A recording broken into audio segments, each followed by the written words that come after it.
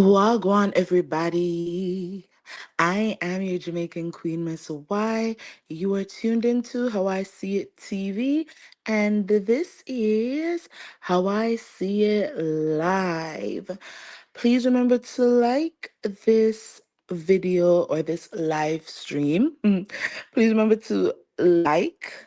Share the link to my channel if you feel like the content needs some more crowd. Subscribe if you have not done so as yet. And follow me on Instagram and Twitter, now called X, at How I See It. And on TikTok at How I See It TV. Listen, that gets to be so, I don't know, so boring to say over and over and over again. But it gives me so much more respect for like radio announcers when I was growing up. I used to love radio. At one point in time, y'all, I wanted to be a radio announcer, right? I wanted to have my own radio show. So look at me now. But the people in media and entertainment, newscasters, radio announcers, they have to repeat things like this over and over and over and over again. Like, welcome to the news, whatever channel it is. They got to do that every single day, given that same script. So this makes me have a lot of respect for them. But anyways, y'all, did you catch last night's episode of Love and Marriage Huntsville? And when I say catch the episode, whether you watched it on OWN or you did like me and you watched it on one of these YouTube channels that post the full episode, did you watch it in Patreon? Did you just see the clips? Or did you check out one of our favorite content creators, any of your favorite content creators recap of the show? Because if you did, then we gotta talk about some stuff. The episode was pretty interesting to me for many reasons. So many things I felt went beyond just the surface of what we saw. And so we're gonna talk about it. We're gonna talk about it. Hi to Latrice, the first one in the yard. Remember, y'all, you can always hop into the yard, jump over the gate, jump through the bushes, you know, open the gate and come through. You're always welcome. Let me put up my rules for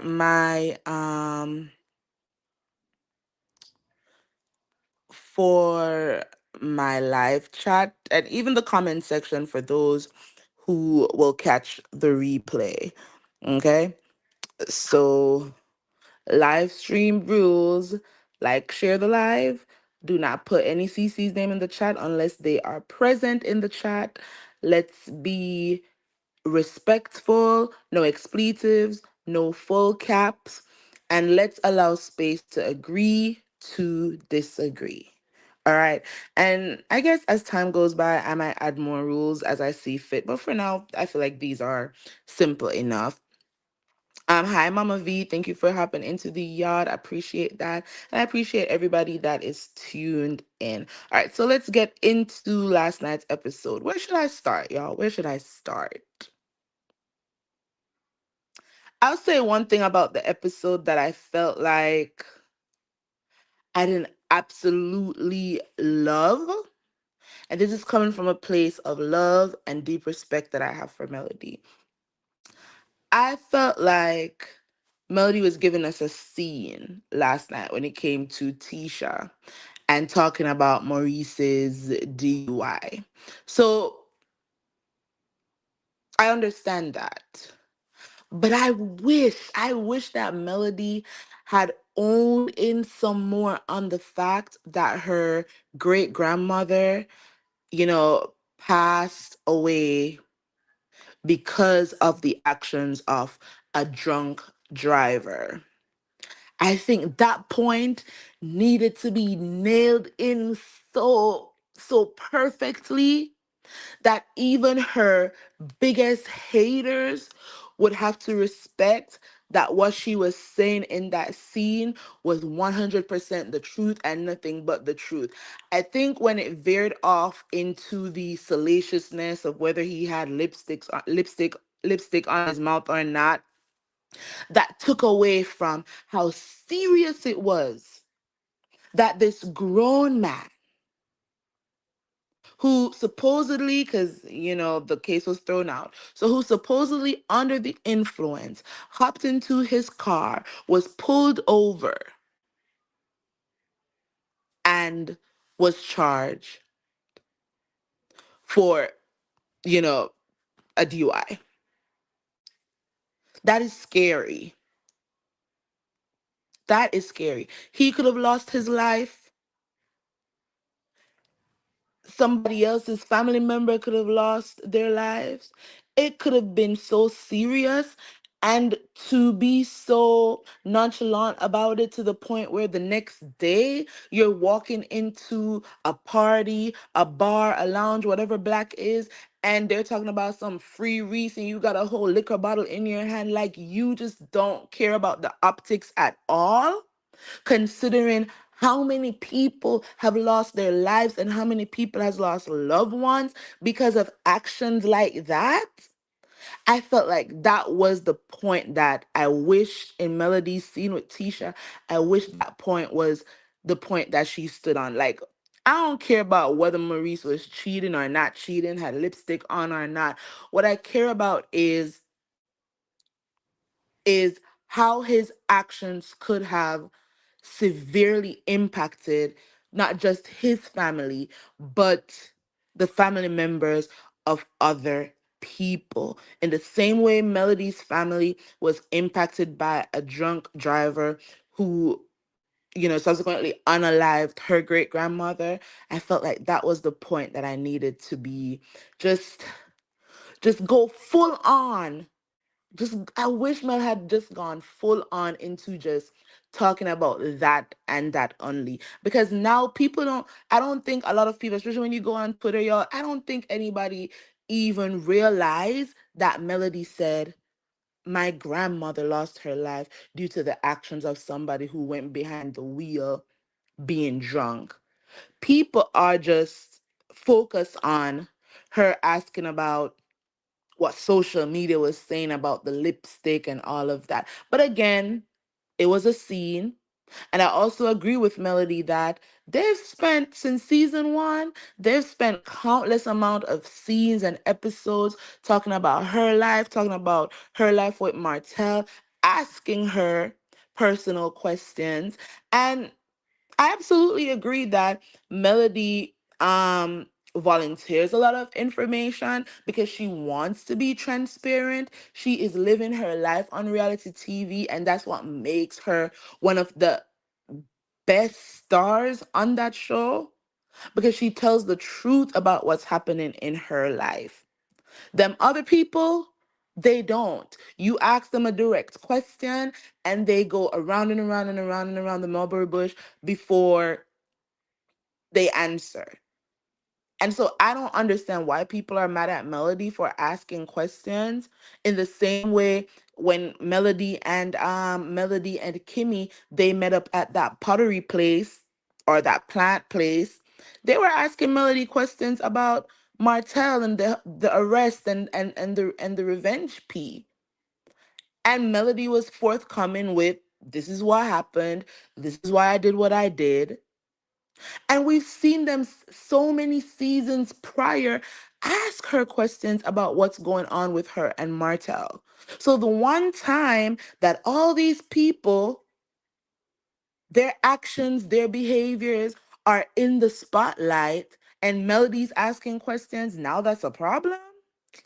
That's some BS right there. So I thought that I would start there. Hi, Miss Sharon, how are you? Hey, Somali Queen, thank you for being here. All right, so next I want to get into. All right, so let's start here then.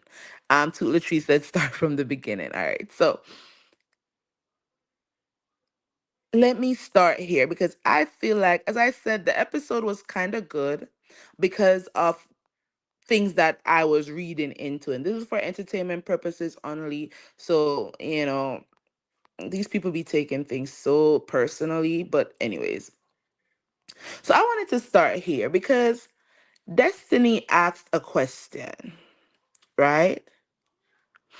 And the question Destiny asked was, who in the group outside of your spouse has shown up for you the most?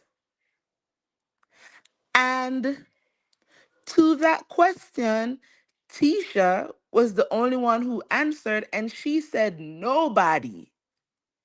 Did y'all hear that? Or was it just me? I mean, I have the transcript up here because one thing that's amazing about watching this show on YouTube is that you have the transcript. So even the things that they say like under their breath, when you're reading it in the transcript, it's like amazing to me. So I like watching the show on YouTube so I can get screenshots of the transcript. But I thought that was very, very interesting that Tisha is sitting in front of her sister in law and her brother in law. She is sitting in the presence of her sister in law, her brother in law. She's sitting in the presence of Destiny, who Destiny said Tisha was the one who bailed her out of jail when she got arrested that last time. Destiny and Tisha, they were all just on a trip driving to Detroit the other day. So it was very interesting to me to hear Tisha say in that moment, there was nobody on that cast outside of her husband, because that was the question, outside of your significant other, who in the group has shown up for you the most? And Tisha said with her chest, she said, nobody. And I was like, ooh, that's very interesting. So Destiny nor Kimmy has shown up for Tisha in any real way? That was interesting. But because of everything that was happening with Martell and Marsau in the moment, I feel like that particular response from Tisha, they didn't get a chance to kind of explore that somewhere. But I wish that they had the opportunity to explore that. Because if I was Kimmy, I would have been like, girl, I haven't shown up for you. And since Destiny wants to say that she's the closest, Tisha, she's close, the person on the cast she's closest to is Tisha. It's very interesting to say the least that Tisha would say nobody,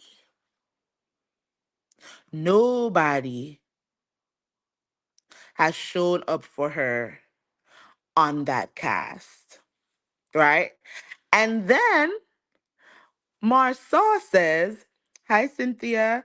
Cynthia says, but who has Tisha shown up for but Wanda and Marsau? Well, I guess we could say she showed up for Destiny because she bailed Destiny out of jail the last time Destiny was arrested. So I guess we can say that now. But I would also want to know, what has Tisha done for Kimmy as Kimmy was going through her cancer battle. I hear Kimmy talk about what Sunny has done for her. I hear Kimmy talk about what Melody has done for her, but I haven't heard Kimmy say, Tisha showed up for me in these ways while I was going through that. So that's also very interesting. Hi Charnel, hi PK Joe, Miss Pacino Rules, hi Nanny of the Maroons, happy Sunday. All right, so I thought that was interesting. And then Marsau goes on to say, y'all, that, well, Martell has shown up for him, and he was being funny because he says Martell showed him how not to lose his wife for a shareable side chick. And I was like, ooh, ooh. That set Martell off. That set Martell off. He hawked up the biggest spit out of his throat so that he could go in on Marsau and Tisha after Marsau said that. So not Coleslaw is out here being a shareable side piece. Who has Martell been sharing Coleslaw with? That was very interesting wording. That was very, very interesting wording. Martell showed him how not to lose his wife and family for a shareable, a shareable side piece. I was like, wow. You know, Coleslaw about to say, oh, they're still using my likeness. They're using my likeness. They have to talk about me for the show to get ratings. Not realizing, girl, they are referencing you and not in the best way. Not in the best way, honey. Now you are a shareable side chick. That's sad. I would be hanging my head in shame. Martell last week said he hasn't been he hasn't had a woman in 4 years. And now Marsau is saying, girl, you a shareable side piece. That's crazy.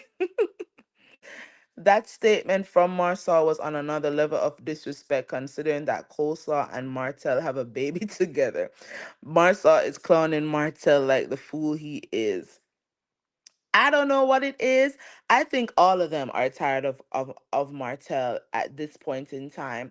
I think, and I'm gonna get into why I think that. Just 1 minute. Guess who shareable? Shareable took me. I was like, now she's a shareable side piece now. Now she's a shareable side piece. But then what transpired after those words,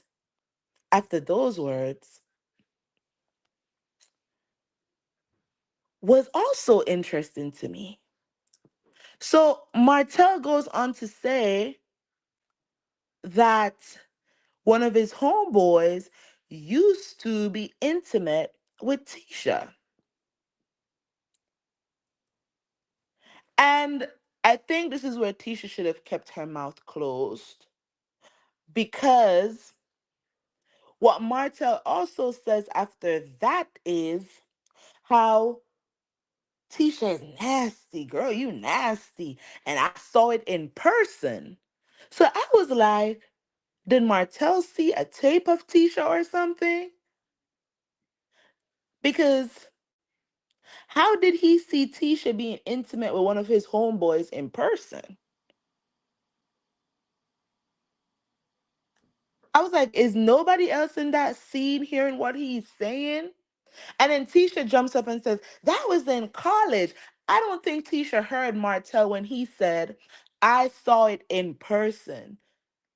Because as he was saying that, Tisha was saying, that was in college. That was in college. So I'm like, girl, are you admitting that Martell saw you do whatever you were doing with his homeboy in person?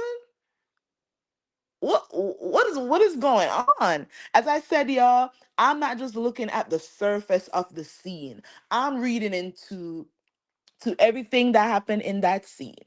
And Martell saying he saw Tisha in person and how she's nasty, and Tisha saying that was in college.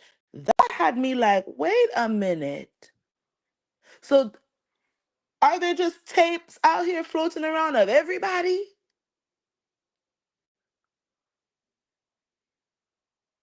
And Tisha, girl, if you know of a tape being out there of yourself, you might want to go and get that sorted out in the same way Melody went and got that sorted out with the proper authorities.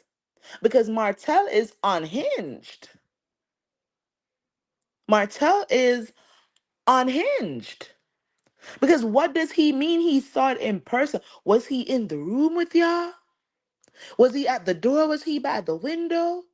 Or did he see a video? Did anybody else hear it? I'm looking at the transcript. It was said. It was said.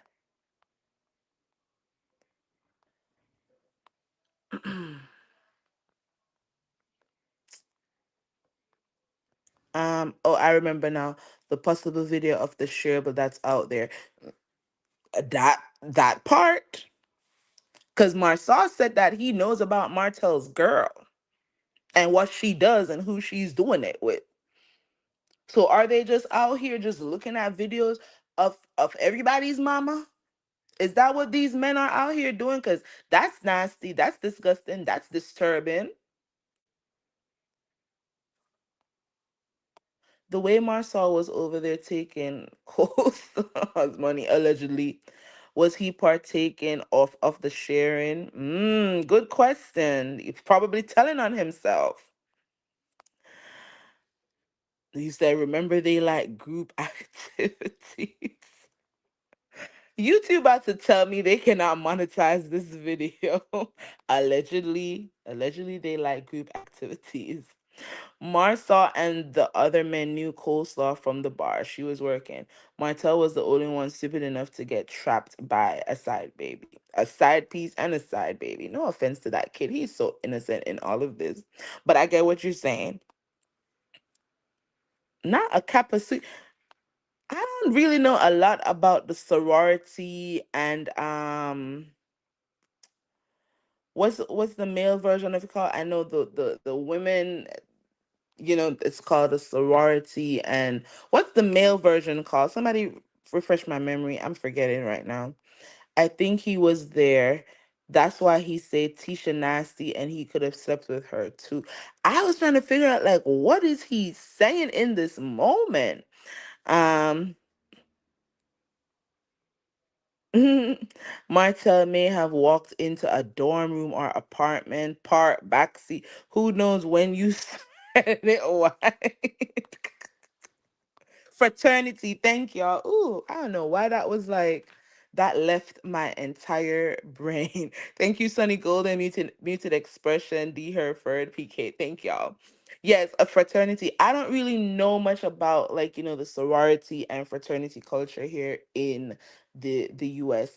In Jamaica, what we have are halls. So one of the largest universities in the Caribbean is the University of the West Indies, and they have halls.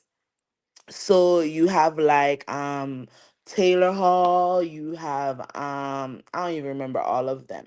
But that's what you rep, and it's not like you gotta go to through like a whole rushing or and all. You don't have to do any of that. You just sign up for university, you tell them what hall you want to be on, and then that's your hall, and that's it. But I do, outside of like watching like Skull and Bones, that movie, and Crossing the Burning Sands, outside of that and like other, TV shows, I don't really know much about the frat and sorority culture here in the US. Um Chris Develin says that's true. He might have walked into a shared dorm. Maybe. Well, those frat houses can get real nasty, Lord. Hi, Philly girl. But wasn't that interesting to hear him say? And Tisha didn't deny it. She didn't. Me, if a man was standing in front of my husband, my in-laws, and my friends talking about he saw me and I was nasty, I would be like, you are a god darn liar. That never happened. You have never seen me do anything intimate with anybody. I'd have cussed them clean out. But teacher said, oh, that was in college. That was in college. I was like, girl, so he saw you? Y'all really know each other, huh? In the biblical sense, like know each other. That's crazy. That is crazy. And I said to myself in this watching this scene, I'm like, Tisha, Destiny isn't your friend, girl. You need to run and stay far, far, far away from Destiny. You need to stay far away from Destiny. Because Destiny, when she was in that when she was in that U-Haul center with Martell, that storage center with Martell, she knew what type of time Martell was on. She knows that Martell mentally, he is an unhinged man. He cray cray.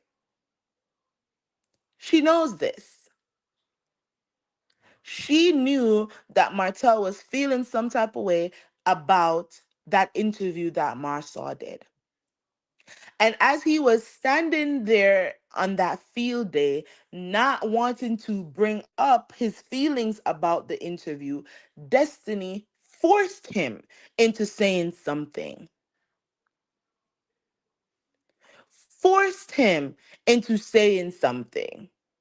And then she kept asking more probing questions that would only continue to trigger Martell as Marsau or anybody else answered the questions.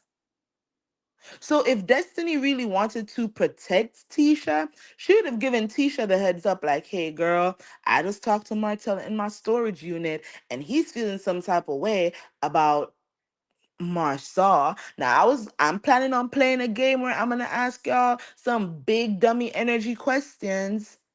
So just get ready for Martell showing is peaches. But Destiny didn't do that. In fact, when Destiny was sitting on the park bench with Martell, she did the same thing on the park bench that she did in that restaurant with Martell. And it led me to ask, is Destiny afraid of Martell? Is she afraid of Martell, y'all? Because on the park bench, as Martell was talking and saying, "Oh, Marsau is a cheater too," da da da da, she didn't check him. She didn't say, "Yo, stop! Don't say that." Marsau is Tisha's husband. Tisha is my friend, and I'm not gonna sit here and listen as you disparage their marriage. And in the scene in the restaurant, she did pretty much the same thing. It's body language for me.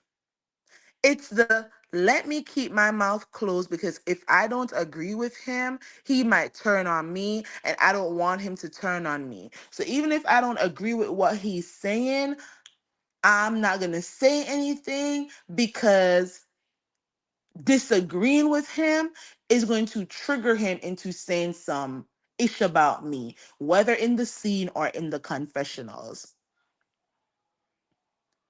So Destiny can say to Martell, as a woman, sitting there hearing you, talk about Tisha in the way you did was hard.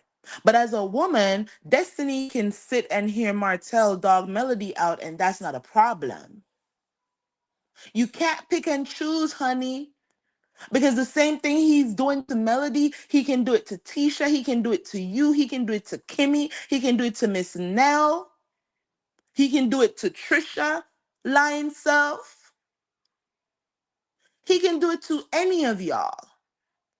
So be mindful, Destiny, of what you uphold when it comes to somebody that you don't like. Be careful what you sit in agreement with when it's somebody that you don't like because the tables, they turn and they turn very quickly, as you can see. It didn't take much for Martell to start going off at Letitia Scott. And as you're sitting in the scene, and he brings up, in my opinion, Alonda, because that's what it sounded like to me, that's who they were talking about. As he was talking about that, and Destiny's comment was also a scene that has nothing at all to do with Melody. Destiny, in her obsession with Melody, had to bring Melody's name in it. Oh, so Melody and Tisha just out here teaching everybody how to respectfully cheat? I don't believe that. See, now that it involves your quote unquote friend Letitia, coaching somebody in what to say, you don't want to believe that it was respectful. Tisha was teaching somebody how to respectfully cheat. But when it's Melody, it's I'm going to believe it and I'm going to spread that news like it's the gospel. And what did Martell say in response to Destiny saying that she doesn't believe it? He got so upset, y'all, in the scene. His shoulders, his facial expression, how he looked at her, he's like, what do you mean you don't believe me? If I'm telling you, you better believe it. That's what he said to her in the scene. He said, if I say it, believe me. And she just sat there like, you know what? There I go triggering this crazy man.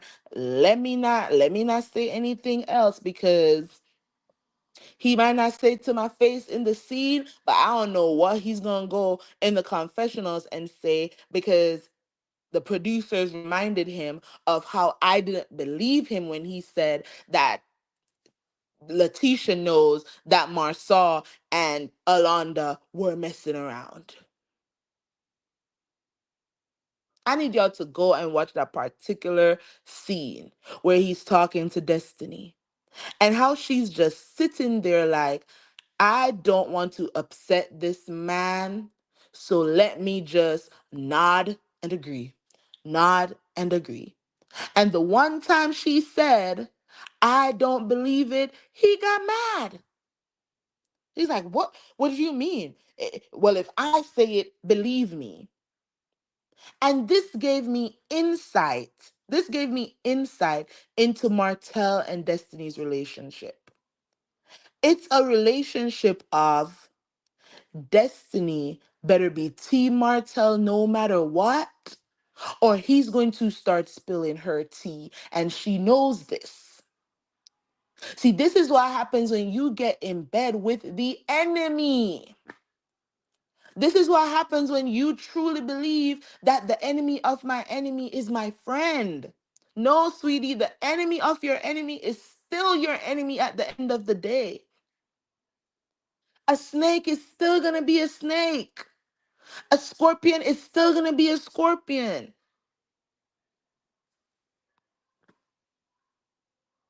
They're still poisonous. You might think you have them tamed for a little bit, but let them get the opportunity to bite. That's exactly what they're going to do. And this is what everybody on this show is finally figuring out when it comes to Martell. They're realizing that they have been culpable when it comes to his behavior towards Melody.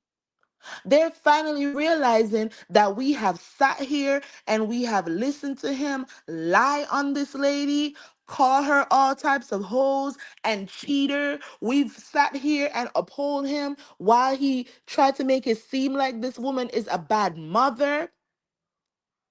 And we have sat and we have cheered him on. And for as long as we were cheering him on in his foolishness against Melody, he wasn't going to bite us. But here comes a serious situation with this revenge P thing, and he gets arrested and he's convicted, and one person says, I don't have any respect for him. And that's all it took. That's all it took for him to turn on them. And they never expected it. They never expected it. And Destiny, you're going to find out very, very, very quickly that it's not going to take a lot for Martell to turn on you. It's not going to take a lot.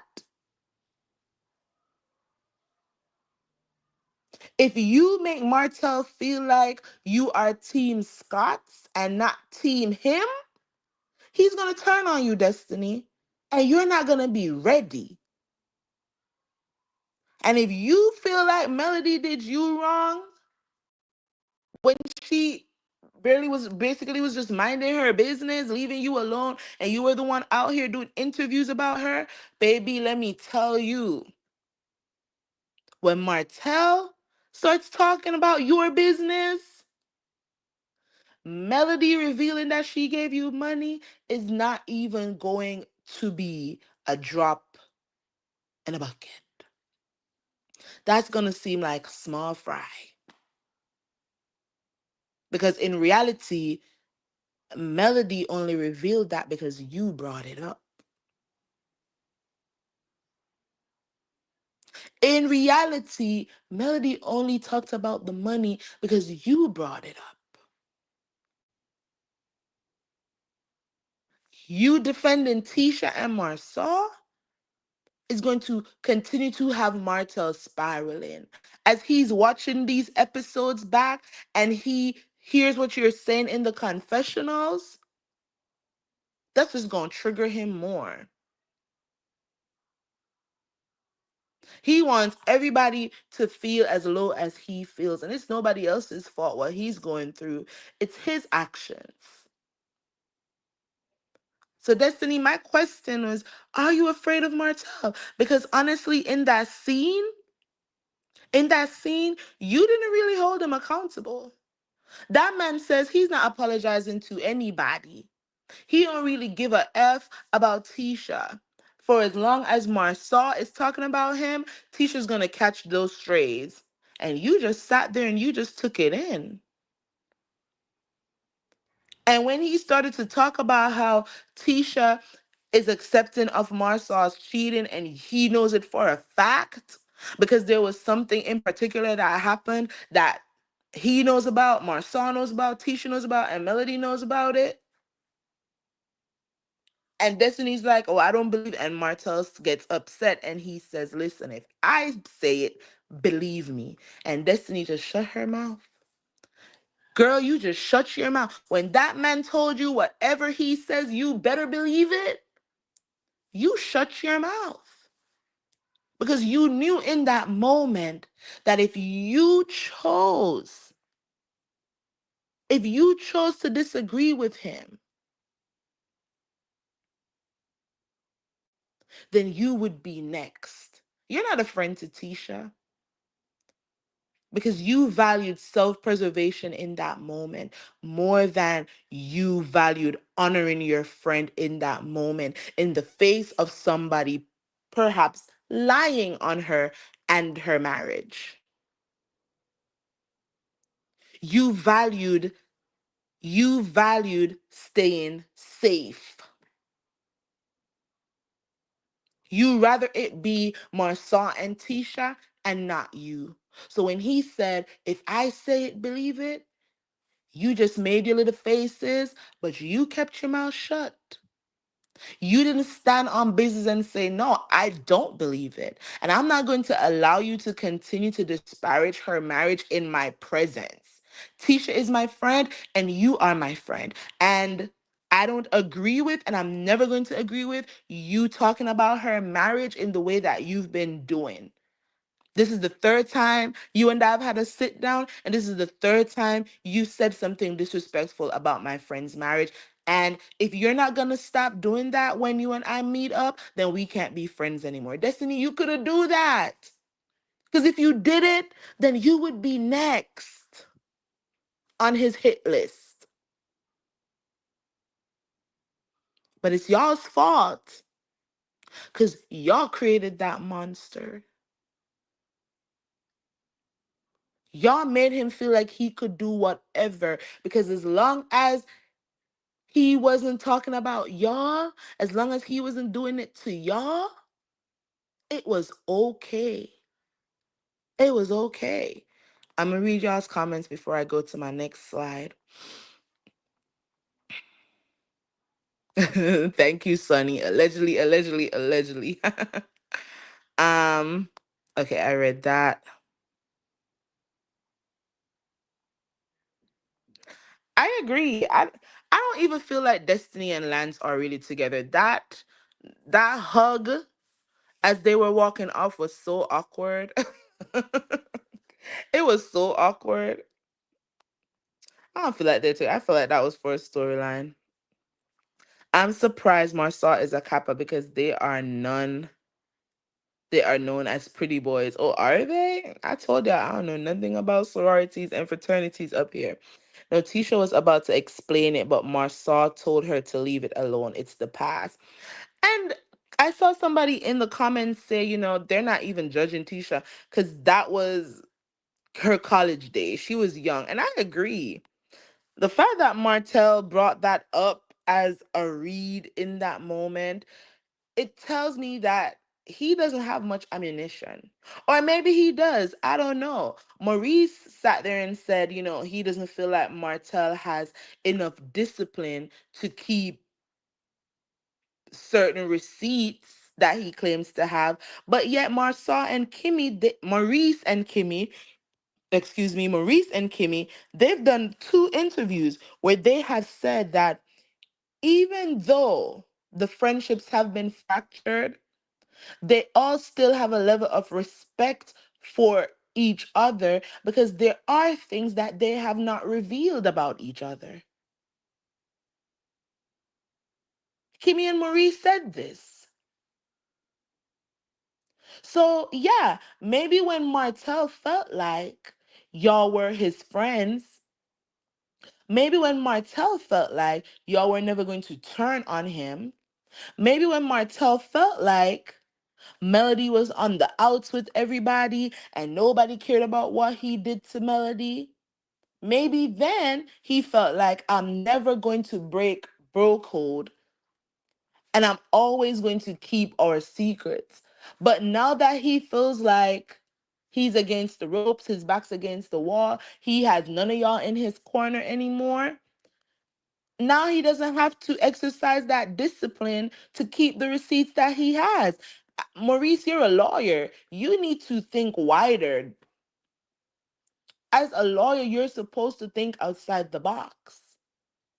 I'm not an attorney and I can say, well, if Martell felt like y'all were his allies, then that would explain why he's never exposed the secrets that he holds for y'all. But now that y'all are saying y'all got no respect for him, Marsau is saying in a scene with Chris Fletcher, he's never gonna be friends with Martell again. There's no amount of apologies that's ever going to make him and Martell cool again. Now that we're at this point, Martell might feel like, well, if he says one more thing about me that I don't like, then every single receipt that I have, now I'm going to expose it. But you know what I'm thankful for, y'all? They can't blame Melody. They can't blame Melody. Melody was nowhere in sight. Melody Martell not together. So season one, Martell brought up the 20 women comments, and Melody did what any wife would do. Backed her husband. But she kept being the only one to be blamed. Y'all, you tried to destroy my marriage. Melody tried to destroy my marriage. And everybody moved on with Martell, and everybody was buddy buddy with Martell, and Melody was left in the cold for something that Martell started. So now that Melody's hands are nowhere in this, she don't gotta defend this man or anything. She wasn't even at this field day event. What are y'all gonna do now? This reunion is going to be a mess. Destiny is the one that started it and then she leaves. And Tisha said that. Tisha said that in the scene that she blames Destiny because she knows that Martell is not okay in the head and she still chose to ask those messy questions. But I also think that the questions were designed for just in case Melody showed up. The questions were designed so that it would be Martell versus Melody and Melody versus Destiny. It wasn't supposed to be Martell versus the Scots. Destiny really thought Melody needed the check that badly that she would show up at some dusty playground for that scene. She thought wrong, especially knowing about Martell's conviction and um and the no contact order. She knew good and well that Melody was not going to show up. Everyone confirmed what Martell was saying about Tisha. She nor her husband denied it, and Kimmy Marie seemed to confirm it. Yeah, that's what I said. That's how I feel about it too, D. That's how I feel about it too. Destiny went into the confessional and confirmed it, and then confirmed it again in a scene with Martell. Kimmy in trying, and Kimmy and this is why Tisha said nobody on that cast has shown up for her. You know, because Kimmy sits there and listens to everything going down. And she doesn't even check Marsau in a moment, like, yo, Marsau, you really gonna have him sit here and talk to your wife like that? No, Kimmy waits until everything is done. And then she goes and she says to Marsau, you're wrong. You're wrong. You should have done this. You should have done that. But Kimmy, you and Marie sat there and allowed Martell to go at your sister in law. Y'all sat there and allowed that. Not you, not Maurice, not the Fletchers, not Lance. None of you guys stepped in to defend Tisha in that moment. Nasty work, Kimmy. That was the crazy part. Tisha basically affirmed what Martell said. She and her husband denied she did it. She was not oh my god. Oh my god, Sonny. Destiny definitely knew, and when they met up after Martell even asked, why did you direct all the questions to me? Interested 23 Love. Yes. Yes. Because the plot was whether she did it with the producers or she did it of her own accord, I feel like the plot was in case Melody shows up for whatever reason, I need these questions to be designed where it is Melody versus Martell. That's my opinion. I could be wrong, but that's my opinion. Babe, what you drinking? May I have some? In fact, she verified what he was saying. We all know she's not bright, but my goodness, I would have denied that until the end.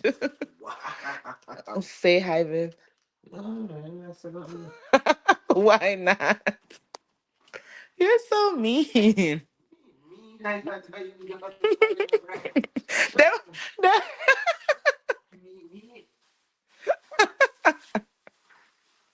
Sharon, Sharon, my husband said you're being mean. He said that's somebody not bright. I didn't say it. I'm reading the comments.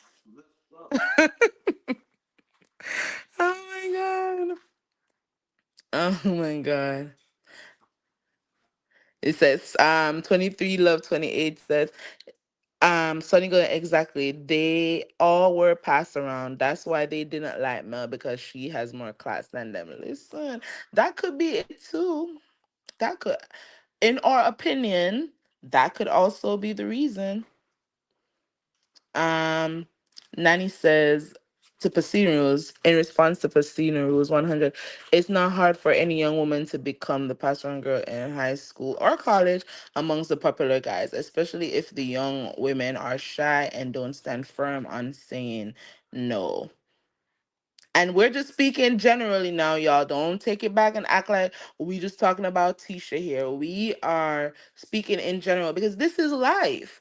You have a lot of girls who want to be popular in high school and in college, and they feel like the easiest way to popularity is to be that girl who all the guys can have their way with. I'm just saying, it happens. Hi to CC, how are you? How many of y'all are going to Winter Wonderland next week? Let me know. Oh, this orange juice is sour. Mm. He got orange juice from the farmer's market, but it is sour, baby. Yep, it's sour. Ah, oh my God.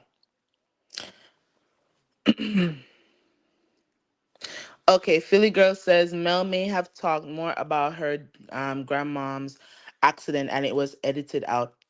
And I hope that's not the case. We know that the producers, they play a game of the storyline that we want to focus on is this and not that. But in this case, what they should have focused on was a PSA about why drinking and driving is not okay, especially not at the big age that Karen Huger is and Maurice is.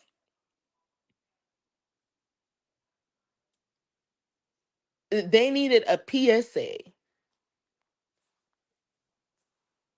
Um, Destiny doesn't need to speak on marriage, and Martell is coming for Destiny too. I feel so. I feel like the more Destiny aligns herself with the Scots, is the more Martell is going to feel like he needs to attack her.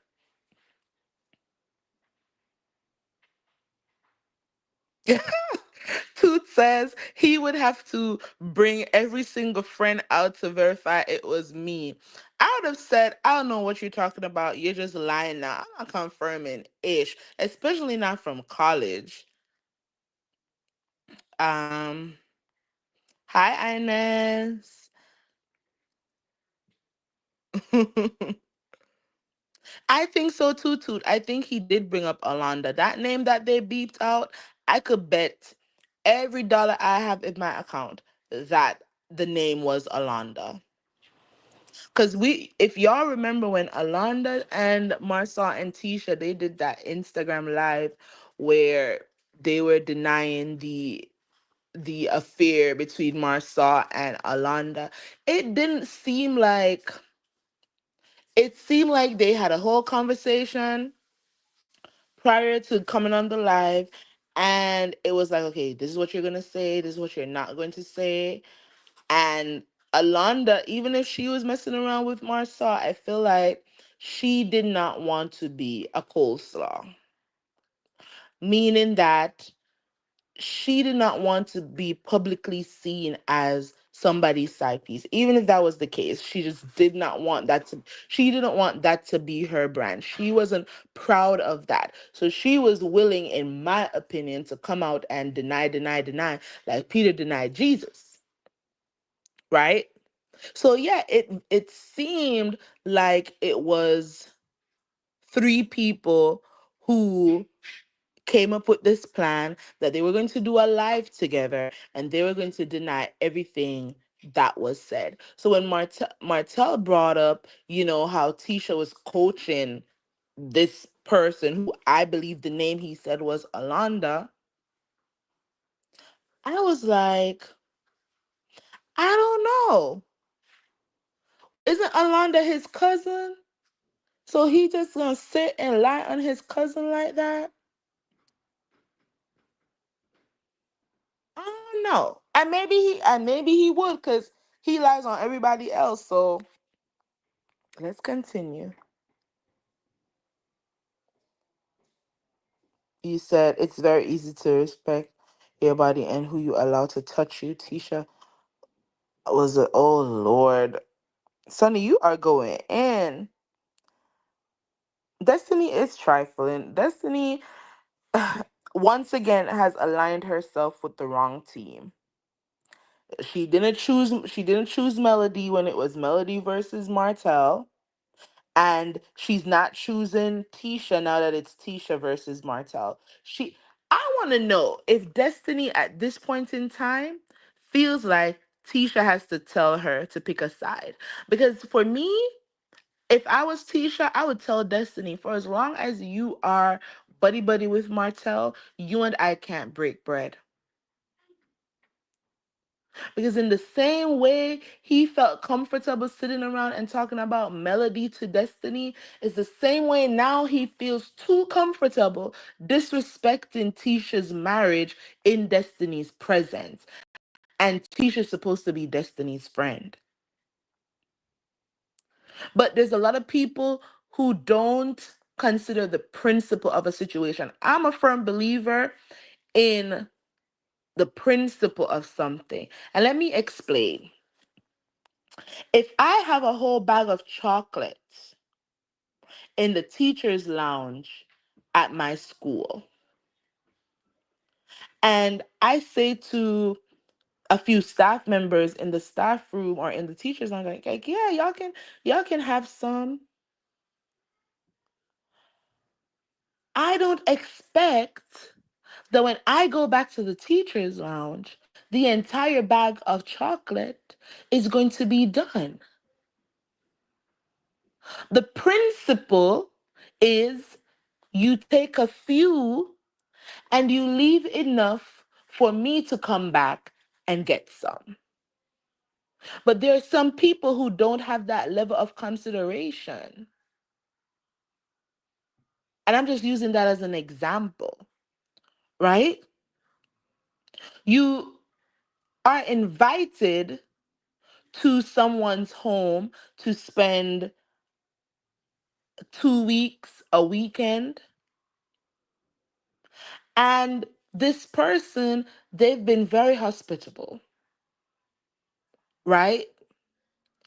And you eat a whole spread that they have prepared for you on the Friday night that you were there. You didn't help to clean up the kitchen. Okay, fine. On the Saturday morning, they wake up, they make you a whole breakfast. You don't clean up after yourself. Okay, fine. Maybe for some people, fine. But at some point in time, you should have the principle of the situation is okay, at dinner time, if this person makes me a big lunch, let me offer let me offer to wash the dishes. Now they can say no, you're my guest, it's okay. But at no point do you think to yourself, let me offer. Some people don't think about the principle of situations. So somebody who is principled would be able to tell their friend, don't speak negatively about this person around me because they are my friends. I've said that to coworkers. I've walked out of rooms when people start to gossip. I've said, y'all not about to do that. I don't want to hear that conversation. And they're talking about people who I'm not even friends with like that. But if I'm cool with you, I'm not going to sit around and be involved in gossip. Nobody's going to say, well, Miss Y was there. Nope, I was not. In fact, I told y'all I don't want to hear it. People around me, y'all, they will start cursing and they will apologize to me for cursing. Because I carry myself in a way where people feel like I'm not used to expletives or whatever. Like, I don't mind, but I still feel like, wow, that's so cool that they respect me enough to apologize after using an expletive in my presence. But you have to have I guess a certain aura about you for people to be able to know that there are boundaries that they shouldn't cross with you. And when you don't present yourself that way, then you become like a Destiny who will sit down and listen to gossip and disparaging comments about her friend's marriage and not say anything to defend her friend. I'm just saying. Alonda was on season 1.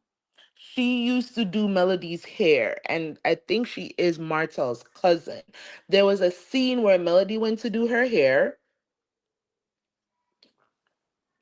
and she confided in the hairstylist that Martell was cheating again, and that woman is Alonda.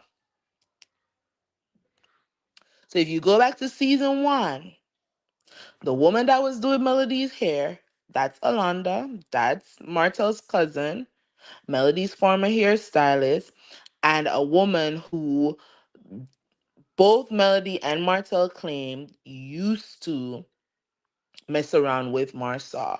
In fact, on one of the reunions, even Carlos King confirmed, in my opinion, that Alonda was supposed to go on a particular girls trip, and she was going to,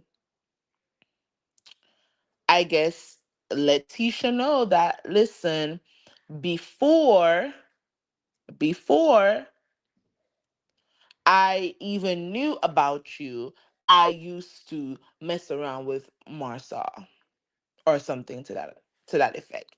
And Melody claimed that Alonda told both her and Carlos that,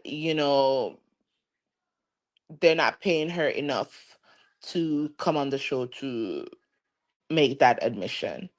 Even Tisha said it. Tisha said, the girl said, and this is what brings me back to, y'all, to Martell saying that they were coaching this, whoever the person was. Again, I am in firm belief that the person is Alonda, right?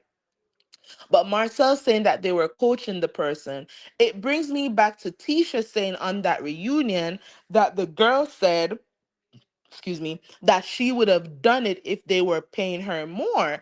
And I'm like, Tisha, why is this woman having this conversation with you though?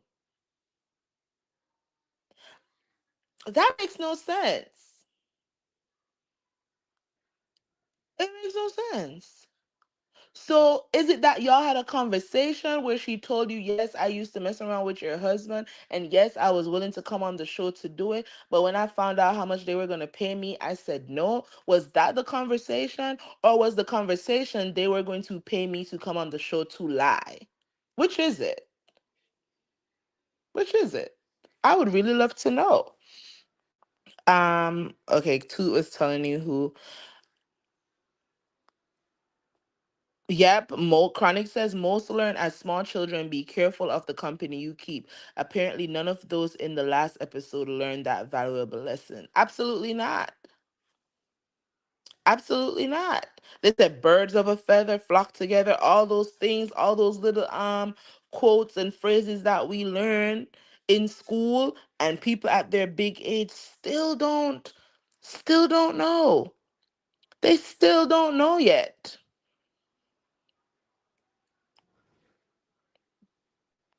That's what Sunny was claiming. And y'all, I asked Sunny on her channel the other day. I went up on her panel and I asked her, like, girl, as a producer and as a cast member, have you ever heard any of these women ever ask Melody, like, how are your kids doing with everything? Because a lot is happening in these kids' life. Like, yes, we talk about Melody, and absolutely it's fine to talk about Melody, but when we think about it, y'all, so much has changed.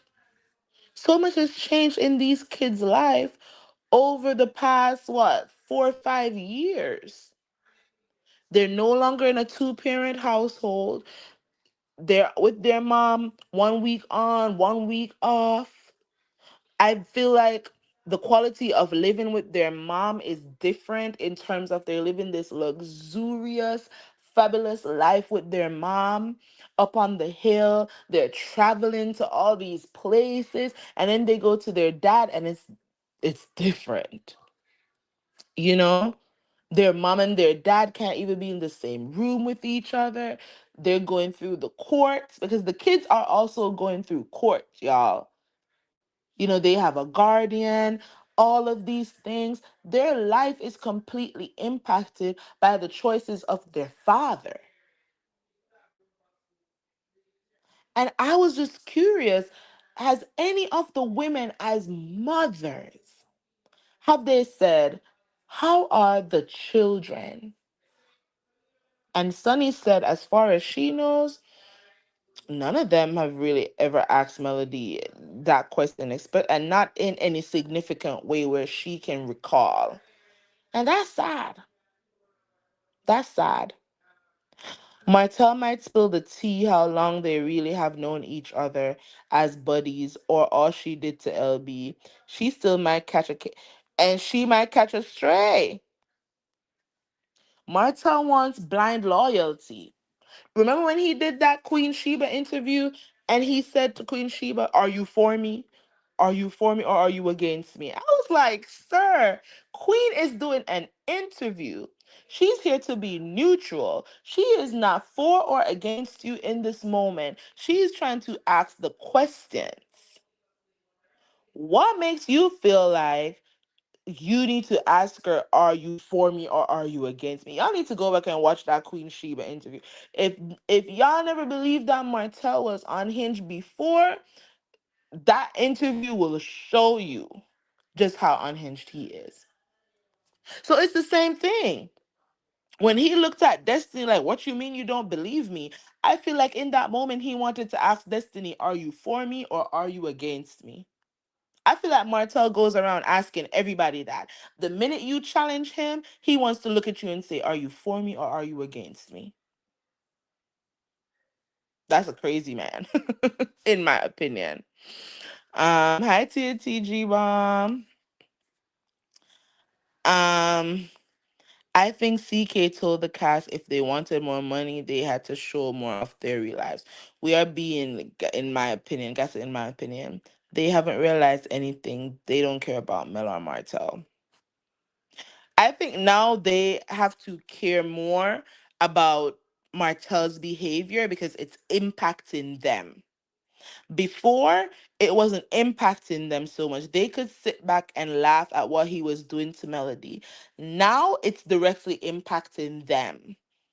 And so because of that, they are trying to push back against him. And all pushing Martell in a corner is going to do is have him lash out more at them. And they didn't expect it. I can't wait to see what this reunion gives. Anyone can be forgiven, and if nothing changed, your dirty deeds follow you. This seems to be happening now. Yeah. The best apology is changed behavior. That's the best apology. The best apology is changed behavior. Hey, journeyology to the root. All right, y'all. So the next scene that I want to get into is this scene with Marsau and Letitia. And again, y'all, I am reading into these scenes, right? I'm reading into these scenes because it was very interesting for me to see. Oh, my husband is talking so loud. It was interesting for me to see Tisha admit that over a 7-year period, her and Marsau, they've been going through a rough patch, and that over the past year, it was even harder to the point where they had to have a serious discussion about what it would look like for them to not be together anymore. And I was like, now why are we hearing about this for the first time?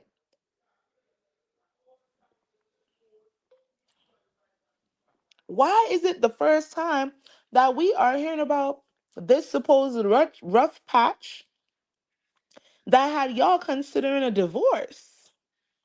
And why are we not exploring that more on the show? I appreciated, right? I appreciated them talking about it, even in this small way. And let me tell y'all why. Because, as somebody said earlier, this cast been trying to gaslight the fans of the show for such a long time. And what this scene did for me is prove that content creators aren't crazy. This scene, this little bit that they gave, this little insight in their marriage that they gave, it proves that content creators who have been saying this for years now are not crazy. People who've said that allegedly Marsau and Tisha, they were separated, they were living in separate houses, blah, blah, blah, blah, blah. And this is over a 2-year period. People have been saying this. We're not crazy. We might not know the full, but there was something enough there that we were picking up on as content creators and as fans of the show that made us feel like, yeah, some are not right. Showing up to scenes separately. And I mean, for the most part, they're still showing up to scenes separately. But all of last season, they were showing up to scenes separately. When Marsau would walk into the home with Tisha, it's almost as if he was coming from another house and entering their home like he was a virtual stranger. And I don't know why they didn't want to explore that. They didn't want to explore going through a hard time, trying to figure out if they should stay together or not, because this is love and marriage. And we had one couple who were transparent in the infidelity that was happening in their marriage at the time. And the reason that marriage ended is because the husband didn't want to change his behavior. He didn't want to change. He had a lot of time and an opportunity to change his behavior, and he refused. So if Tisha and Marsau could show, and let's be clear, y'all. Infidelity is not the only reason for marriages breaking apart. I know, we're led to believe that. But a lot of the times, it's a lack of communication, there's a lack of romance, and it's also financial issues that causes, a marriage to end. And sometimes people just grow the hell apart. So let's say it's not infidelity that had them going through a rough patch. Tisha is changing. Marsau is changing. They want different things and they can't. They couldn't get on the same page. And that was pushing them further and further and further apart. They could have explored how they got back to being on the same page. But I guess in some ways they did when we saw Tisha going through, counseling and all of that by herself, I guess. But why, as the viewers, and Tisha, you have fans, why weren't you sharing this part of your journey with your fans? Like, guys, my husband and I, we went through this rough patch, but this is how we got back on track. This is how we came to the mindset that we are going to choose to stay together. That's beautiful. If y'all can get to that point after talking about divorce, after talking about how it would look to not be together, y'all realize that, listen, we have to figure out how to maintain this marriage, if not for us, for our children. And now you're in a better space. I don't understand why the Scots find it so hard to be transparent. Like, it should not be this difficult. But they gave us a moment, y'all. They said they went through a rough patch. They said that this past year was super hard for them, and they had a conversation about divorce. And even Marsau, earlier on in the season, when they were talking, when him and Maurice were talking to Martell, he said that he was where Martell was. He just made a decision not to jump over that cliff. And I was like, why aren't we exploring those words more? So I guess this is the more that they've decided to give us. And I hope we get more at the reunion. Like, what was the rough patch? What were y'all going through the rough patch? Why did the divorce word even come up? Because that's a big word to throw out there. Divorce. I know. I've thrown that word out there a few times. But I also understand that you have to make the choice to stay. You have to make the choice to work on it. And there also has to be changed behavior. It doesn't matter how hard you're working, whether through counseling, whether through communication. It doesn't matter how many apologies is given. If the behavior doesn't change, then you're still operating in the same filth that made the marriage sick in the first place. So if Marsau is saying I don't even know if he's saying he changed his behavior, because he was in that scene talking about a wedding ring means obedience. And I'm like, man, if Marsau don't shut up, and he don't shut up. But I've been so tired of them just hyper focused on Melody and Martell. Everything Melody and Martell. It was actually nice to see them talk about their marriage.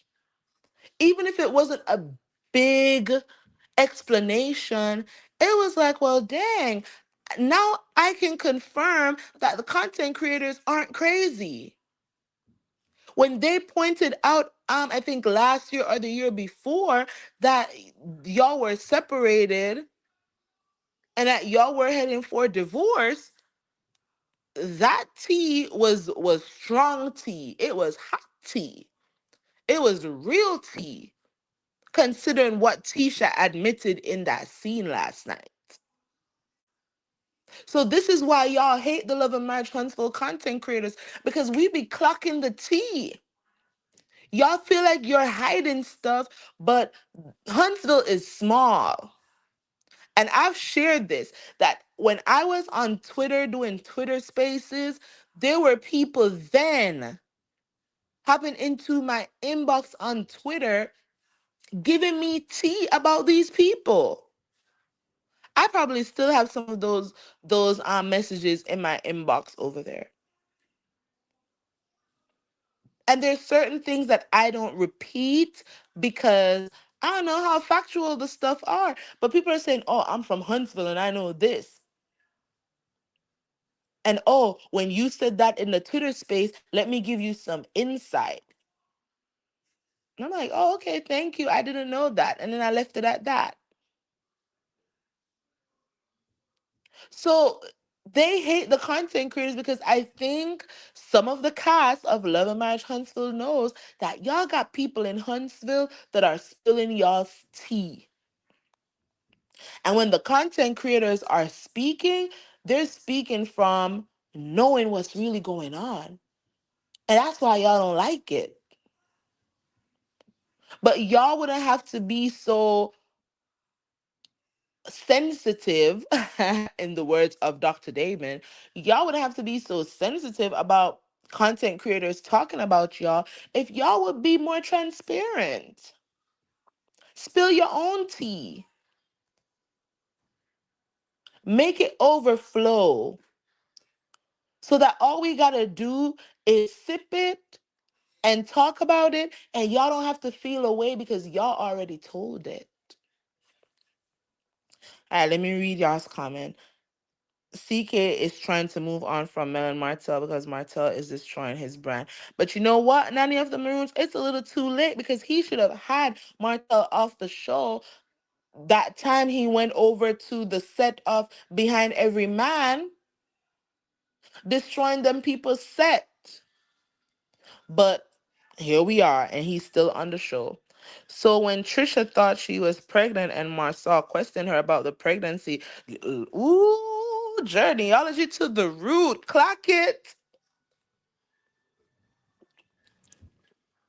Clock it, journeyology to the root. Because that wasn't that last year? Was that not last year? And I don't forget Marsau calling Tisha cheat back Tisha. They drop little breadcrumbs here and there about their lives, thinking that people not clocking it, but we clock it. Because if somebody is cheating back, and I've heard another content creator say this, and it's absolutely the facts. If somebody is cheating back, that means somebody had to have cheated before, huh? If somebody is cheating back, for you to be a cheat back Tisha, that means that she's reacting, she's responding to something done to her. We listening, we're listening, and we're understanding. It's not fair for them to collect a check by basically talking about everybody else on the show. And they're mad. They're mad because Melody's asking questions. How many seasons have we watched them ask Melody questions about her life? Hmm? I don't care how pay increase they get. I need Ken, Trisha, and Marquez off. Child, next week is gonna be a mess. I don't know why they got Melody in the center of their BS asking her about co-parenting with somebody who triggers her. I don't know. Um, we are now hearing about this because the Scots are rebranding. Tisha now wants sympathy similar to Melody. Ooh, that's a good point. They are trying to be subtle, but they are trying to emulate Melody's journey. And you know what? You got a point right there. You got a point right there. I think what they want to do now is to show how people can go through hardships in their marriage and still choose to stay together. I think that's the point of view that they are coming from. But the truth is they could have shown this point of view from season 1. They could have had their fans and the fans of the show on this journey from season 1. But instead, they became afraid, in my opinion. They became afraid to spill their tea because I don't even know why. I don't even know why. Maybe it's because Tisha is cheat back Tisha and Marsau is what should I say, he's misogynistic? I mean, he kind of is. But his ego probably would never allow for Tisha to admit on camera that she cheated on him and she had an affair too and he's still with her. I think that's what it is, in my opinion. I'm just speculating. A man like Marsau would never be able to stomach his wife revealing publicly that she gave up her stuff to somebody else and he's still with her. That's just my opinion. So I think that's what caused them to not want to discuss any infidelity because he cheated and Tisha was a cheat back Tisha. And it's one thing for the man to cheat because this is how people view infidelity. It's one thing for the man to do it, but if the woman does it, it's a whole different ball game. This is why I'll never believe Martell when he says Melody cheated because the energy Martell gives is if Melody had cheated on him, he would never have remained married to her. Ever. Unfortunately, I won't be able to attend or traveling during the holidays. Okay. Okay. Well, I hope I get to meet, a lot of y'all. My accent, y'all, it can't hide. If y'all hear me talk, then you're immediately gonna know that it's me. So if you're there at the Winter Wonderland, just come say hi. Just come say hi. Why not leave the show and work on your marriage, work on yourself and your kids? Because the show is paying them, a good little bit of money, I think. I know that the Love and Marriage Huntsville cast are the highest paid because they are the flagship show. So I don't think they're getting $2,000 or $500 an episode or even 3,000 an episode. I think they're getting a good little check per episode for what, 2, 3 months of work, and they work literally. It looks like Love and Marriage Huntsville cast. They work all year round. They work all year round. You know, so I think for them, especially the core six, I think the money is good. I think the money is good. Martell is very disrespectful towards Destiny. That's not how you talk to a best friend. He will unload on Destiny the moment he believes she is not on his side. Absolutely. Absolutely. I don't know, Philly Girl, why they thought she would attend. As I said, they feel like Melody needs the money as much as they do and is going to film every scene. Melody's probably the only one on that show that does not show up to certain scenes, even if it's a group scene. She does not show up because she can do that. She is not, you know,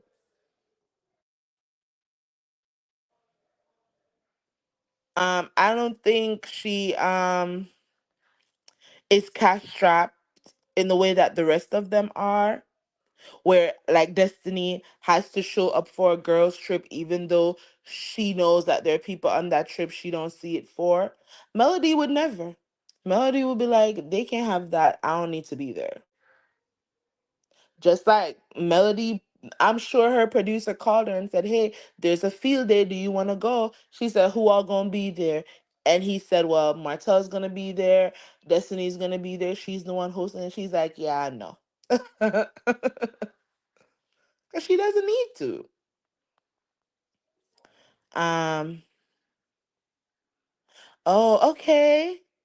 You said watch Spike Lee's School Days about the frat and sorority culture. All right, I'm gonna check it out. I told y'all the only shows I've watched are was it Skulls or whatever. I think that's the name of that show.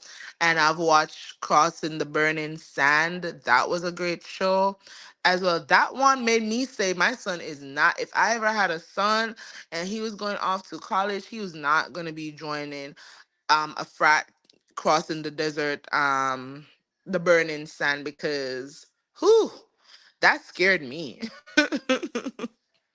That show scared me.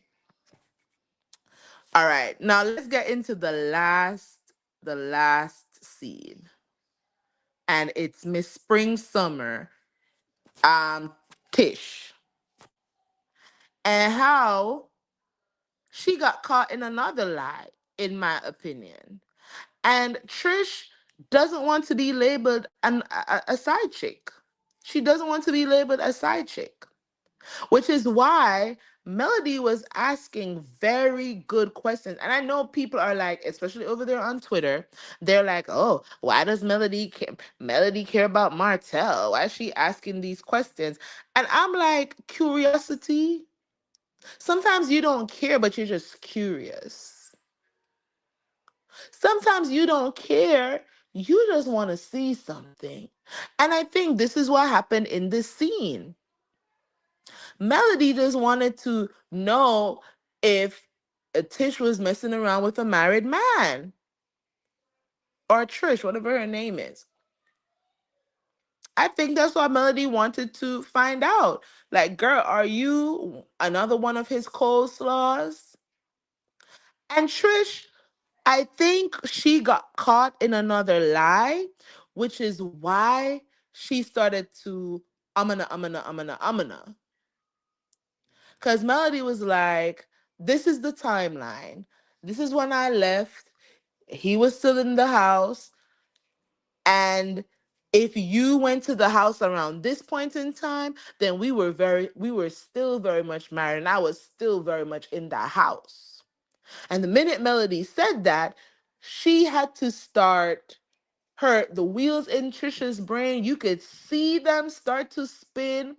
And she had to figure out another timeline She had to figure out another timeline. Melody showed how much Trish lies. Melody was like, I don't even think this girl knows what house she went to. She didn't know how the driveway looked. She wasn't sure what season it was, if it was fall, if it was spring, if it was. And guess what, y'all? Huntsville in the summer is still a little bit cold, in my opinion, because when I went out there in August for Mimosas with Melody and I woke up in the early morning, I needed a whole jacket. And then in the night after the event was done, when I went downstairs to collect my food from my Uber Eats driver, it was cold outside. So Trish talking about it was chilly. Girl, it could be chilly in the summer, it could be chilly in the spring, and we know it's chilly in fall too. So what are you saying? And if anybody in my chat right now or listening lives in Huntsville, can y'all confirm for me? Is it not chilly? I feel like it's chilly all year round in Huntsville. Based on my one experience. Based on my one experience of being in Huntsville, I feel like it's probably just randomly chilly. I remember going to Maryland in the summer of 2008 for a work and travel program, 3 months. And let me tell y'all, every day we had sweaters on in the summer. It was still chilly outside in the summer of 2008 in Maryland. Especially at nighttime, coming from work, we were bundled up. We were like, oh my God, it's summer. Why is it so cold?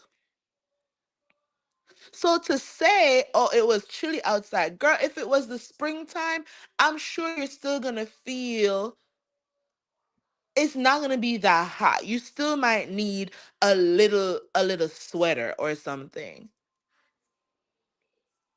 Especially coming out of the winter. Like just like on the tail end of the winter in Huntsville, I feel like you probably would feel chilly. So that felt like a lie to me. Exactly. It would have been in her DMs, me, you. I f- I feel like probably it would have been team too much for Melody to say, "Do you still have the DM from him?" We can pull up the DM and we can see what date it was. But I think in that moment, Trish realized that if she gave the exact date that she went to his house, she would have just proven to everybody watching that she was willing to mess around with a man who was very much still married. Him and Melody might have been going through the ending phases of their marriage, but the fact that Mel would have still been in that home at that point in time, and Trish was willing to be up in that woman's house, that was just nasty work, Trish. That was some nasty work, girl. I think you were one of the side pieces. I think you were one of the side pieces. You didn't know you didn't know the season. You claim you didn't know what house. Girl, if you only went to Martell's house one time or even two times, you know how that man's house looked. Hey, Auntie Linda Gamble, happy birthday. Was it yesterday or is it today? I was confused when I was in Winter's chat yesterday. I was like, I said happy birthday and she said it was the next day. But let me know. But either way, happy birthday. I hope you've been enjoying your weekend birthday shenanigans, okay? And put some birthday wishes in the chat for Miss Linda Gamble, y'all. So I was like, Trish, You know good and well what house it was. You know. Girl, you are an engineer. It means that you have to pay close attention to details. As an engineer, your job, whether it's a software engineer, civil engineer, whatever it is, your job is to be able to pay close attention to details. And those things, it doesn't just turn off. That's not something that just turns off. It's your disposition at all times. You're always observant. You're going to remember little details, like going to Martell's house. And the reason Melody was asking her the questions that she was asking was because, girl, let me find out that you were really willing to be out here sleeping around with a married man you know was already going through a scandal. Like, are you that thirsty? Are you that thirsty? Are you that thirsty, Trish? And to Melody's point, Trish made it awkward because if I invite you on a girls trip, and this is how we know Melody is smart. Melody is super smart, right? She wanted to find out if Trish was actually a girl's girl, right? Hear me out. When Trish met up at Stormy's house in February, they were already talking about her entanglement with Martell then. Then she had a scene with Ken for her birthday. She was talking about her entanglement with Martell. Then she had the whole training, Stormy and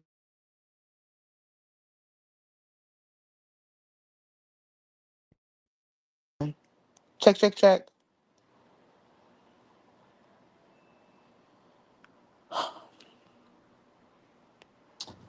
Let me know if y'all are hearing me still. I gotta get this off the screen. So I see, okay. I see the thing vibrate.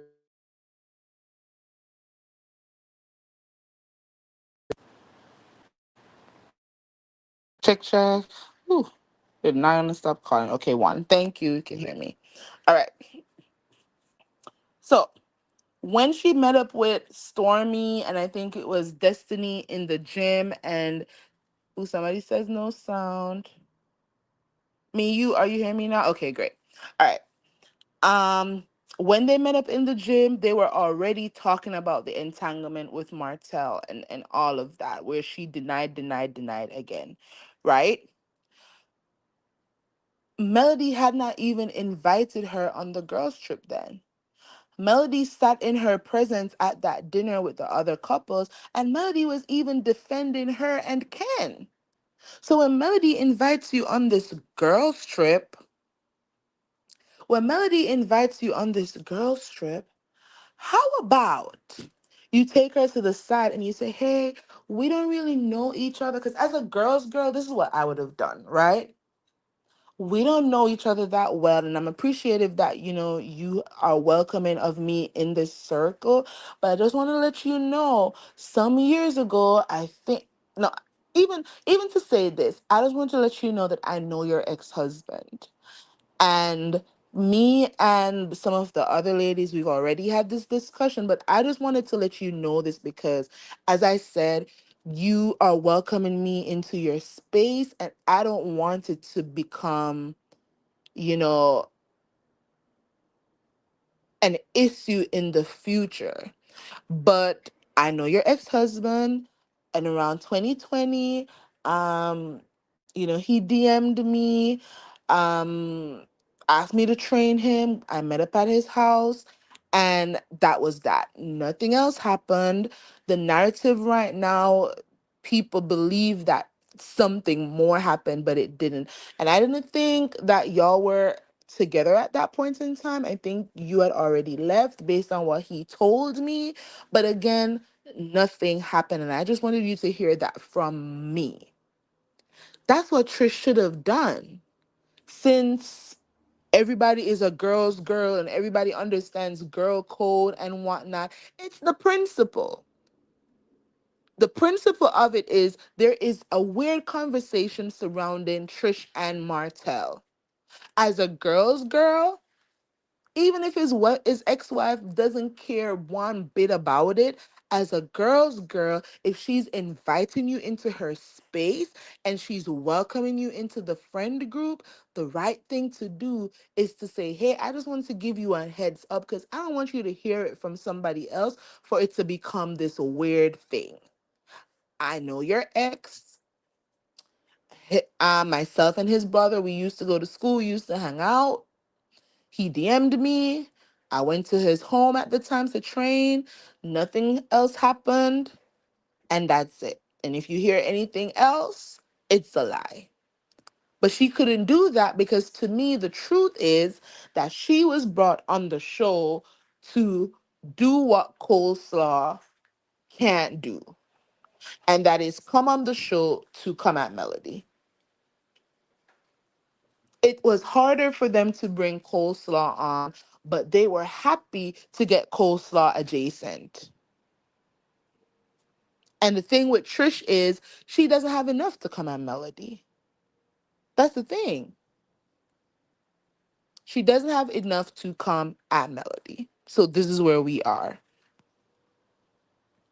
I, and Nanny of the Maroon said it. They brought on Trisha to embarrass Mel.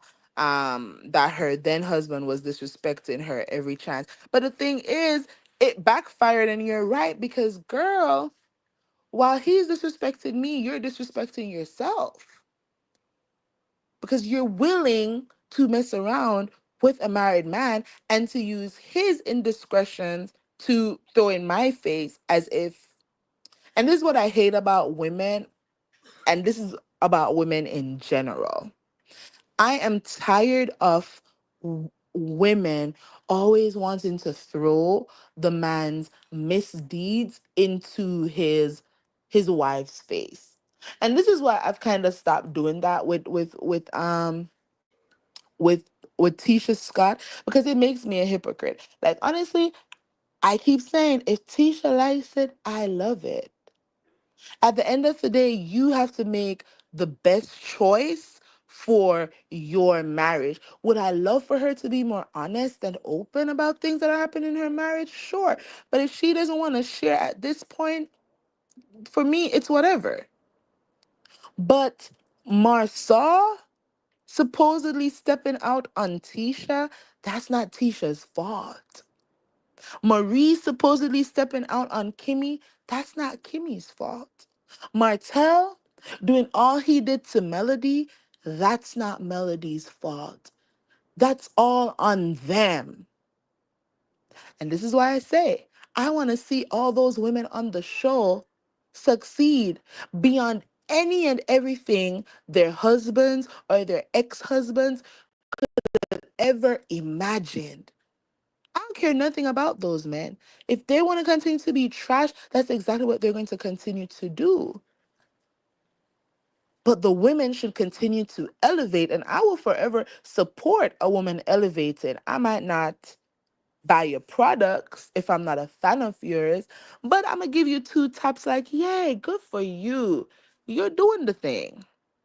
Your fans will buy your stuff. Not me, but your fans will buy your stuff. Congrats. But it's not their fault what their husbands are doing. When a woman is out here experiencing infidelity in her marriage, let me tell you, she can be doing somersaults on that D. She could be getting up every day, washing, cooking, cleaning, ironing, taking care of the children, not even bothering the man about taking care of the kids. She could be doing everything it takes to be the best wife in the world. If that man wants to go out there and cheat, that's what that man is going to do. And to always throw it into a woman's throwing it into a woman's face like, oh, that's why your man's cheating. Nah, that's not why. He's cheating because he's not disciplined enough to honor the vows. He's not disciplined enough to keep his penance in the household. That has nothing to do with the wife or what she has going on. So that's why I've kind of stopped with throwing those kind of jobs, because you know what? I understand. Some men are just going to do what they want to do. The wife could be 90% of what they want in a woman, as Martell said. Could be 90% of what they want in a wife, want in a partner, and they will still go and give up that 90% for the 5% that some side piece is out there willing to give. Okay? Right. Right, genealogy to the root. You knew who you were. Nope. Because things start off very nicely. Sometimes you marry the representative, child. Sometimes you marry the representative. And then all of a sudden, a year in, 2 years in, 3 years in, you're like, who the heck did I marry? And I always say people's marriages are very nuanced. You never truly know what's going on in somebody's marriage. As Marcel said, Tisha is cheat back Tisha. Maybe Tisha is willing to stay in her marriage because she already got her lick back. So it's like, oh, he cheated on me all these times. I'm out there with my boyfriend and I'm doing my thing. So all of y'all who feel like Tisha's so dumb for staying with this man, y'all probably don't know that Tisha probably had one, two, or three boyfriends. Meanwhile, Marsau is out here cheating, which is why she's okay with staying, because if he's gonna cheat, she gonna get her lick backs. We don't know. And Tisha is not saying it because they don't want to be transparent in what's actually happening in their marriage. And of course, Tisha is a woman from the South. She's never going to openly admit that she's out here with a boyfriend and a husband, because that's going to be frowned upon. So I try to honestly mind my business when it comes to people's marriages, especially considering the things I've gone through in my marriage. I'm like, people really never truly know what is happening in somebody's marriage. On the surface, it might look black and white, but when they really start to tell you, you're like, oh, okay, now I see. Let me mind my business. Let me mind my business. Nani says you could be 110, they will still cheat and disrespect you. That's why I always urge women to put themselves first. Absolutely. Self-preservation, I believe in that. I believe in self-preservation. That's why I said Tisha could be like, you know what, I'm staying for my kids, but while he's out here doing him, I'm gonna be out there doing me too. And we just don't know that. We just don't know that. Men lie a lot. Let's say it. If they want you, they will say and do anything to get you. They show their real selves. I remember Jeannie Mai when she was going through her divorce with Freddie, and she talked about how a divorce really shows you who somebody is. And a lot of people are like, no, you knew who you married. And she was like, no. From what we saw of Freddie, he was just this nice white man. And then they got a divorce and he was trying to take her for everything. I was like, dang, looks are really deceiving. Yeah, right? Drink water, I mind my business. That part, genealogy. Oh my God. It said, I hate that too. They always want to blame women when the men are the ones behaving like dogs. Yeah. Like, how are you trying to hold a woman accountable for what the man is out here doing? How? That has never made sense to me from childhood. Like, I never understood, how can you blame a woman for the wrongdoing of the man? You don't know what this wife is in her house doing to keep this man happy, and he's still going out there being disrespectful. Because it happens. I've heard so many stories of women say, I moved heaven and earth to make him happy. I don't feel like there is any reason for him to be out here cheating, but he's still doing it. And then she still gets blamed for it because the 100% she was given, the 110%, the 200%, she should have added 5 more percent to it, 10 more percent to it. She should have made her 200%, 210. And people don't see how that's unfair. Some people have stuff to say like, "Oh, what were you doing that he went out there to cheat?" What? What? That's crazy. So again, if Tisha likes it, I love it because I really don't know outside of what I see on the show. I really don't know what's going on in these people's marriages. So I'm like, this is for entertainment purposes only. They need to stop taking our commentary so personal because it's not. I think the biggest gag is the fact that the reunion has already been filmed and now they are really seeing how Mel played them all. Wasn't that what Maurice said? Maurice said, if they had seen a lot of the things that Mel said before the reunion, then Kimmy would have gone in 20 more percent. And I'm like, sir, Kimmy wasn't gonna do more than what Kimmy did or might have done. I don't feel like Kimmy read Melody for Phil at all. I feel like Kimmy just shared her displeasure with Melody, asking her about Maurice's DUI. She shared her displeasure in saying that she doesn't want her name affiliated with all these people who continue to be arrested. And so what? Melody said what she said. In the grand scheme of things, Melody isn't hanging out with y'all for real, for real. She's on a show with y'all. She might be cordial. Y'all might be able to text her from time to time and ask her a question, but in her everyday life, y'all are not a big part of it. So I don't think Kimmy said anything at all that moved Melody one way or the other. But Maurice is gonna hype up his wife and whatever she said at the reunion, and Carlos is going to hype up whatever was said at the reunion so that we are excited or interested to watch it. But I don't think it went down the way it did. I feel like Melody stood on business. Kimmy said what she said, Melody said what she said, and it ended with we see each other and they're going to move on from that. See Trisha over there throwing stones in her glass house at Sunny for Destiny, only for Destiny to end up in an entanglement with a married man on the show.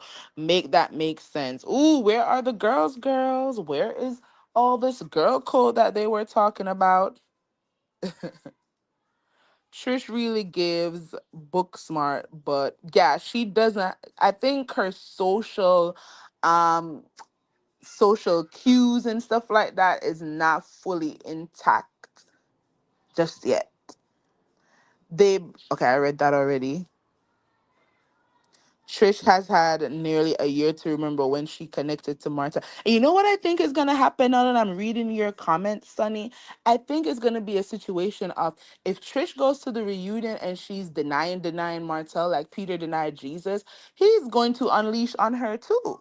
Is what I think is going to happen. Like at first, he was trying to deny her, but I think when it comes down to him feeling like, oh, she's playing in my face, acting like, I'm not desirable and I'm Martell and I look better than everybody else. He probably sat at that reunion and heard out the exact time frame of when she came to his house. That's what I think. Um, Mel is being gentle with Kimmy because of her situation, and Kimmy is taking that as a pass to act up. I feel like from the start, Melody and Kimmy, they have just had hello. Melody and Kimmy, they've just had this understanding. They've had this understanding that they're never going to be best friends. I think they're in a place mentally where they're always going to agree to disagree.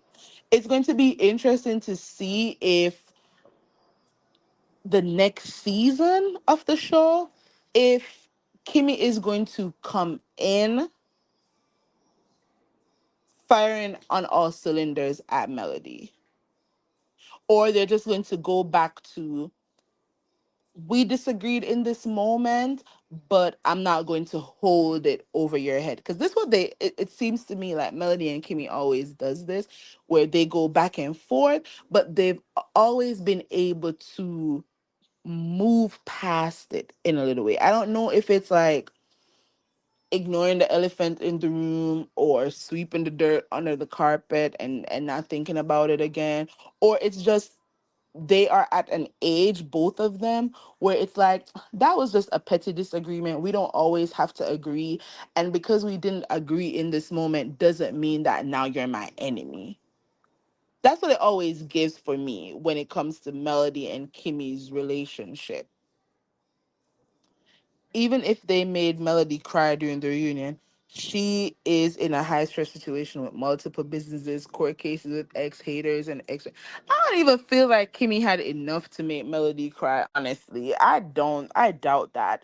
Kimmy did what Kimmy does. She spoke in a stern voice as if she's talking to her kid, and she might have said something that was a little bit shady, and that was it. That's all I thought happened, because the only thing Melody actually said about Kimmy was her talking to her about Maurice's DUI and asking questions about it. Maybe something about the millimeters might come up, but I feel like that's like, I don't see how that would be her reading Melody for filth. Honestly, like I don't know. I'm gonna have to watch this reunion and see that for myself. But yeah, y'all, those are just some of the parts of the show that I felt were interesting. Um, Trisha and her spring, summer, autumn, winter. She don't know what season she was at Martell's house. Think Melody continued to prove Trish to be a liar. Um, Martell, did he see a tape of Letitia Scott or something? Did he sit around watching Tisha be intimate with one of his homeboys? I don't know, but he said he saw Tisha in person being nasty, and Tisha didn't deny it. So that was interesting. Um, Tisha, in my opinion, is probably coming to realize that Destiny is not her friend. When the whole group was asked who in the friend group outside of their spouse has shown up for them, Tisha said nobody. So not Kimmy, not Maurice, not Destiny. Tisha said with her chest, nobody has shown up for her in this group.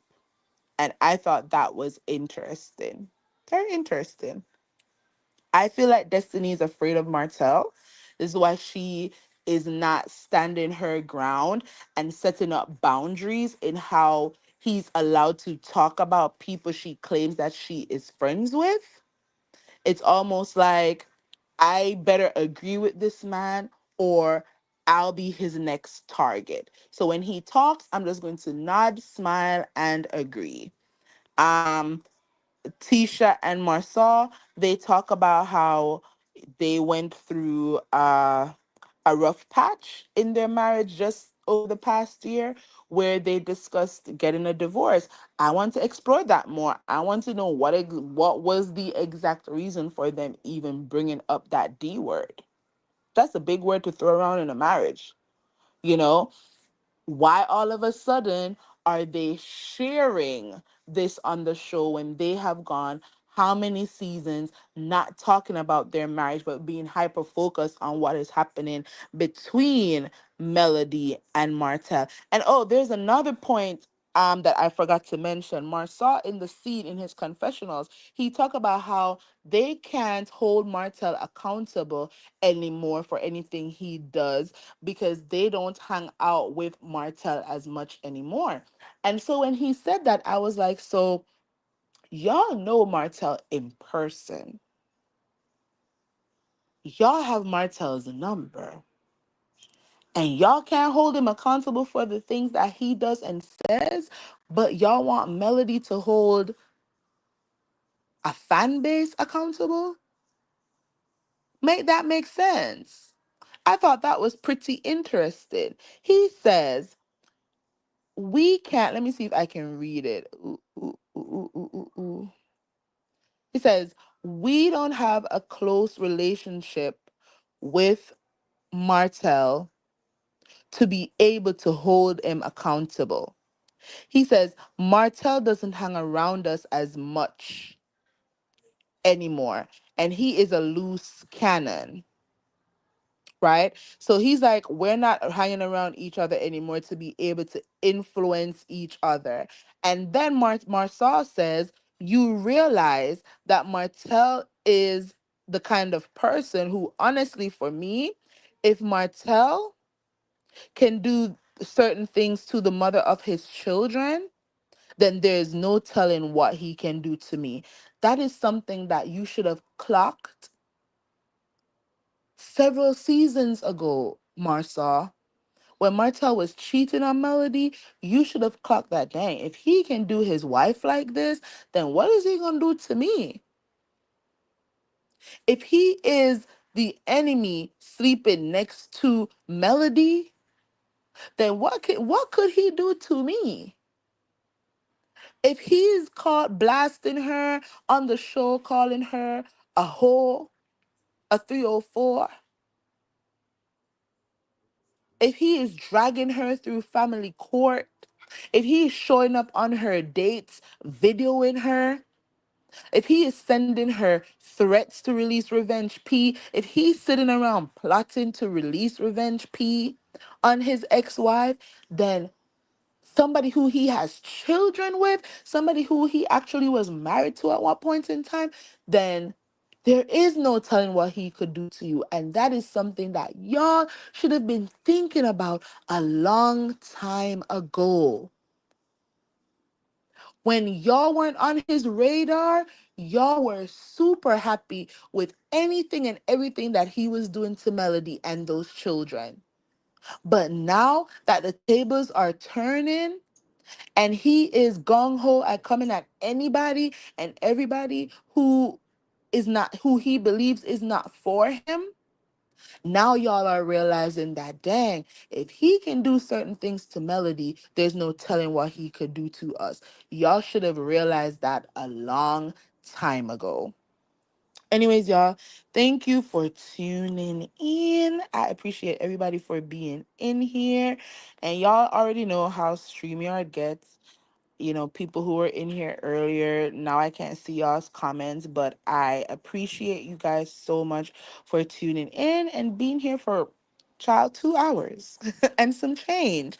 Shout out to Auntie Linda Gamble, who celebrated her birthday yesterday and is still celebrating her birthday. And I will see y'all somewhere in these YouTube streets. So please remember to like this video, share the link to my channel if you feel like the content needs some more crowd, subscribe if you have not done so as yet, follow me on Instagram and Twitter, now called X, at How I See It, and on TikTok at How I See It TV. Replay again, drop in the comment section below and let me know how you see things too. And until next time, walk good, y'all. Bye.